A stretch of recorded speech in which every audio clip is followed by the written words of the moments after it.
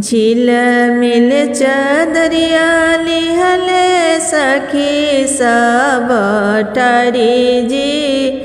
उठी श्री रामचंद्र सिंदूर पेन्हाई जी। कैसे में सिंदूर पेन्हाई सब सखी जी। हम नाही जननी सिंदूरवा के हल जी। हम नाही जननी सिंदूरवा के मूल जी।